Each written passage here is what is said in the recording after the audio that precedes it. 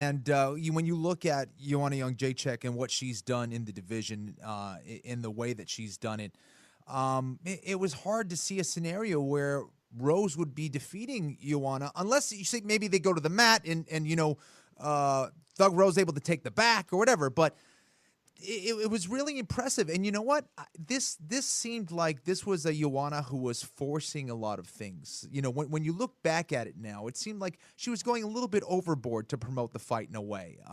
She was definitely venturing once again into that bully territory. And I think the fans starting to turn on her a little bit. I don't know if she really liked that. And even during the fight, this was a Joanna who was very tight and very tense. And we've seen her. She's the type of fighter that builds momentum over the fight. She's not this really fast starter necessarily.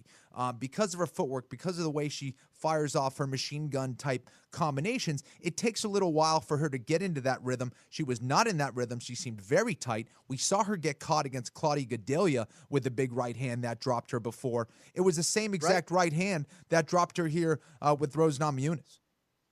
So that's why you're on TV all the time, Flo. That's great analysis right there. And I hadn't necessarily thought about Joanna Jedrzejczyk as that rhythmic fighter, but you're absolutely right. And a lot of us did feel going in, Claudia Gadelha is an exceptional finisher in her own right, but we kind of felt like if Rose is able to stun her on the feet or get her to the ground, Rose Namajunas can close the show, and that's exactly what she did. And I think a scary proposition for the other 15s because she's 25 years old and has really closed some gaps dating to that UFC debut that she referenced, which was December of 2014, her UFC debut for the inaugural strawweight title against Carla Esparza.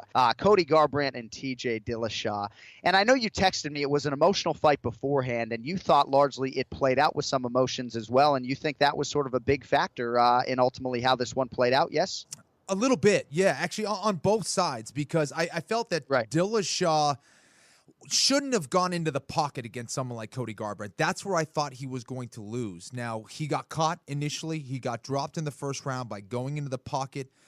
He kept trying to get in there, and I said, geez, it's only a matter of time, because I thought Cody was the harder puncher, and in the end, he went right back into the pocket. He actually spoke with us in the post-fight show and said, that was something that we worked on not doing. I did it anyway. I took the risk. I ended up landing first. So props to him for having that courage to getting in there. But again, he kind of showed his emotions in there. That was a risky gamble against someone like a Cody Garbrandt. Now, when Cody went in there and got dropped with that kick in round 2, first of all, he should have been ready for it. He should have done his homework. That's one of TJ Dillashaw, patented techniques. He looks like he's going to do a leg kick. He drops his head down, goes upstairs with his kick. Cody was holding his hands a little bit too low for my liking and got caught with it. And then after he got hit with that shot, it was like, he looked way too pissed off. Now, that kind of worked against Dominic, but he was more composed against someone like Dominic Cruz. And when he got dropped, I felt like he was chasing the knockout and not letting it happen organically. And I think that was the issue there. Ken Flo, quickly before we transition to UFC Fight Night, Poirier versus Pettis coming up at Old Dominion in Norfolk, Virginia this weekend. I just want to get one more thought from you on Garbrandt Dillashaw because I hoped we'd have more time to go in depth on that fight. But in terms of this angle of TJ taking on an entire team, right? Like Dillashaw's wrestling coach, Daryl Christian, suggested, I think on Instagram, that what Cody was doing leading up to the fight was slander, right? I mean, I'm not a lawyer, but they levied some major criticisms at TJ, right? They questioned his character, his integrity, said he used performance-enhancing drugs repeatedly and helped them use those things, right? So for Dillashaw to win this fight in this manner, 2 months before he has a kid, it's just nuts, man. As much as I love Cody and a lot of the guys on that team, I think if you separate yourself from it, hard not to feel good for TJ Dillashaw and what he was able to get done on Saturday. Yeah, absolutely. And then the video that came out the night before they're about to compete, Cody strategically put that video out there for a reason to try to get in TJ's head. And he dealt with a lot. And it's unfortunate, especially in this time where anything you put out there as far as news, on social media or whatever, gets circulated extremely quickly. And you are now guilty just because of some dude accusing you of something, right? So it's tough, and it must have been a very difficult time for TJ, for him to put that aside and get the win in the manner that he did, especially coming back from being dropped in that first round where he was really stepping in potholes going back to his stool, I thought was very impressive. And yeah, I think this is going to be a huge confidence builder for him, knowing that he can come back from that kind of adversity, both in the cage and outside of the cage. Yeah, I was very, very impressed. Well, with respect to Cody Garbrandt and Jimmy Rivera and Dominic Cruz and all the other big names in the 35 mix right now, I really want to see TJ Dillashaw, Demetrious Johnson. Kenny, I'd imagine you had to answer that question on the post-fight show on FS1 Saturday night. I mean, please tell me that's the fight you want to see. It is. It absolutely is. But I'm telling you, I wouldn't be mad at a rematch between him and Cody. I think they will fight at least one more time. Yeah, sure. So, and there's Dominic Cruz and Jimmy Rivera out there. There's no shortage of matchups at 135. Let's put it that way. And yeah, I think that's a fight everyone would like to see. I think Demetrious Johnson has run out of opponents now. No offense to his other opponents, but he's run out of opponents now for a little bit. And I think that TJ Dillashaw really is the only challenge for him. And TJ's willing to go down to 125 pounds, which makes things that much more interesting. Does the UFC love guys who are holding two different belts? Then if TJ does win, what belt does he defend now? That gets a little bit confusing. I love that stuff, but who knows what direction they're going to go. Either way, that is a super fight that I know Dana White loves and many of the fans would approve of.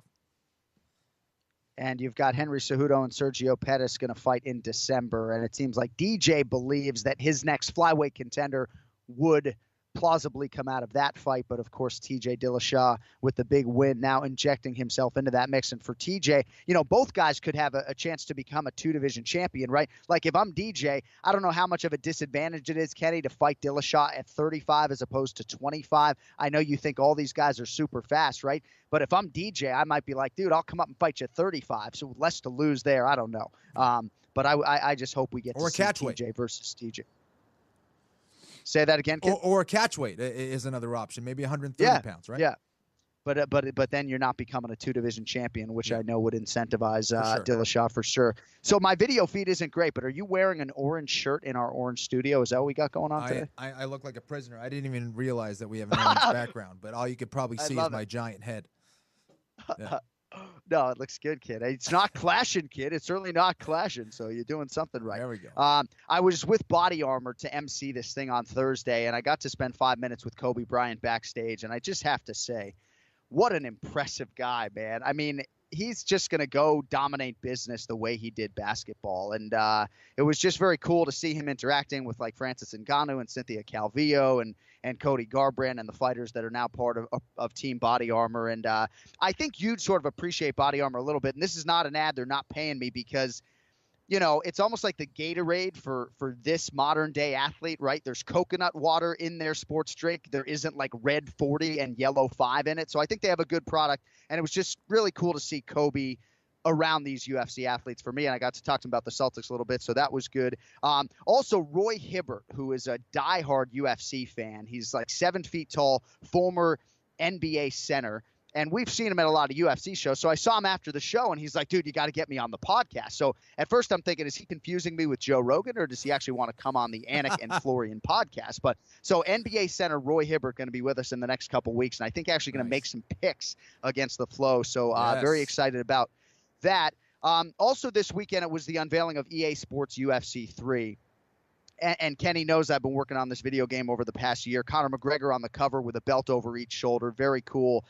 But I've done a lot of these podcasts this year from New York City because I've been up there voicing the video game. And I just want to say, and I told Kenny a little bit of this, what an amazing opportunity, but literally the hardest, most challenging thing I've ever had to do in broadcasting. I don't know that I'd wish it on my worst enemy, honestly, dude. Like more than 80 hours of voiceover work, and a lot of it's repetition, a lot of it's ad lib. So it's a mental grind. It's a physical grind.